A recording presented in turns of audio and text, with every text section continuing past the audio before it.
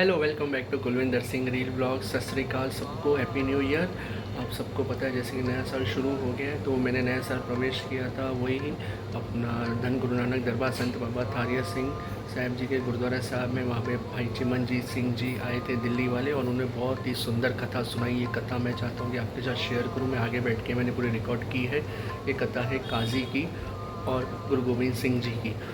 और प्लीज़ मेरा channel like share subscribe जरूर कीजिए।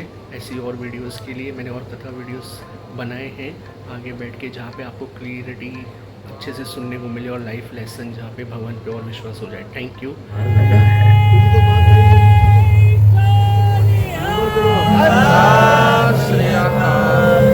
दो गुरु के सिख, दो गुरु के प्यारे गुरु जी के सामने खड़े हो गए।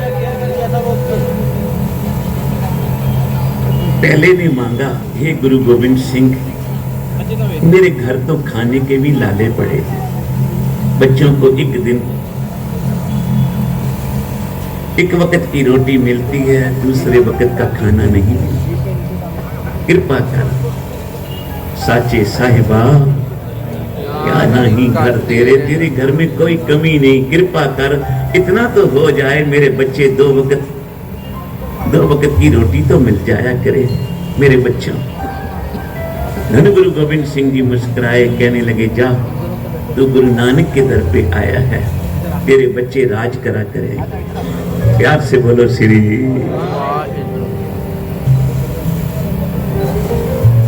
दूसरा खड़ा हो गया, एक की झोली भरते देखना, दूसरा खड़ा हो, कहने लगा, महाराज जी मैं भी मांगता हूं, तुझे भी धन चाहिए? आपका दिया धन पदार्थ घर बहुत है, पर इसको संभालने वाला आगे कोई नहीं। एक पुत्र की दात दे दे, तेरे घर विच केड़ी कमी है? तो उसी का ही पोता है ना, जिसने बीबी सुलखणी ने एक पुत्र मंगया, ते गुरु हरगोबिंद साहब जी ने 7 पुत्र दे दिए। गुरु गोविंद सिंह जी मुस्कुराए, कहने लगे, अपने तो 4 बेटे शहीद कराऊंगा, सिखा तेरी झोली में 4 पुत्रों की दात डालता। प्यार से बोलो श्री।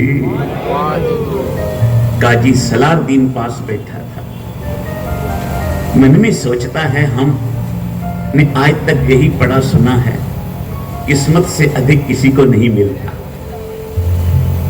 पहले ने धन मांगा, गुरुजी ने राज भाग दे दिया। दूसरे ने एक पुत्र मांगा, गुरुजी ने 4 पुत्रों की दात दे दी। जिनके भागों में नहीं लिखा था, तो गुरुजी ने कहां से दिया? ते जे इनके कर्मों में लिखा था, भागों में लिखा था, फिर गुरुजी से मांगने की क्या जरूरत थी? काजी के मन में सवाल उठा, अंतर्जामी गुरु गोविंद सिंह जी ने पढ़ लिया। प्यार से बोलो श्री। घट घट के अंतर की जानत, भले बुरे की। सदगुरु कहने लगे, काजी साहब क्या सोचते हो मन में? संगत में बैठे मन में जो कोई प्रश्न आ जावे, तो गुरु के आगे बात करके उसका हल ढूंढ लिया। महाराज जी हम ये सोचते हैं बेटे कि पहले सिख ने आपसे कहा, मुझे रोटी जोगा कर दियो, आपने राज भाग दे देते। दूजे ने एक पुत्र मांगिया, तुसी 4 दे देते। इनके कर्मों में नहीं था, भागों में नहीं था, ये तो आपने कहां से दिया? जे इनके कर्मों में था, तो फिर आपसे मांगने की क्या जरूरत है? बस ये प्रश्न उठता है।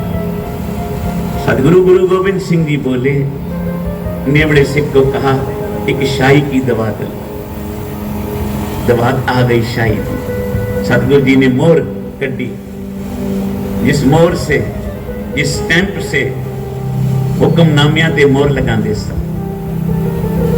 सतगुरु जी ने पूछा, काजी इस मोहर के, इस स्टैंप के अक्षर कैसे हैं? बोला जी उल्टे। शाही से लगा के जब गुरु गोविंद सिंह जी ने उसी मोहर को उल्टा करके कागज पे लगाया और कहा, अब इसके अक्षर? बोला जी ये सीधे। अरे काजी मोर के अक्षर तो उल्टे थे, सीधे कैसे बन गए? महाराज जी मोर को जब उल्टा करके शाही से छुआ के पूरे कागज से मारो ना, इधे पुट्ठे अक्षर भी सीधे हो जाते। ले काजी फिर तूने अपने सवाल का आप ही जवाब दे दिया।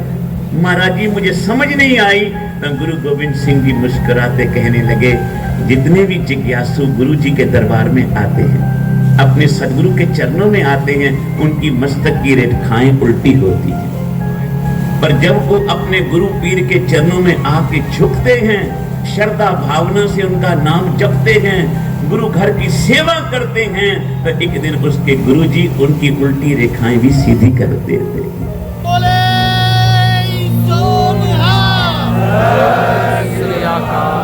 ये तो ऐसा दर है गुरु नानक का, साथ संगत जहां उल्टियां रेखा भी सीधियां हो जाती, उल्टे पड़े हुए काम भी सीधे बन जाते हैं। प्रभु के सिमरन कार्य पूरे, प्रभु के सिमरन कि ऐसा गुरु नानक का दरबार, जिस दरबार दे गुरु ग्रंथ साहब दे चरणों में तुसी आए बैठे साथ संगत। ज्योतिष विद्या गलत नहीं, हम कहते किसी भी विद्या को गलत कहना अच्छी बात है, पर ज्योतिष विद्या में ज्योतिषी यही हिसाब लगा के बताएगा कि तेरे कर्मा विच की है,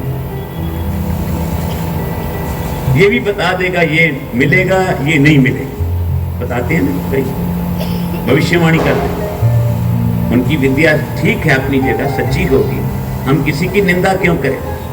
ज्योतिषी तो ये बता सकता है कि तेरे भाग्य में है या नहीं, अगर नहीं तो वो दे नहीं सकता अपने पास से, पर गुरु के अंदर समर्था है, गुरु नानक के अंदर जो कुछ तेरे भाग्य में नहीं लिखिया, गुरु नानक ने वो भी लिख देना है।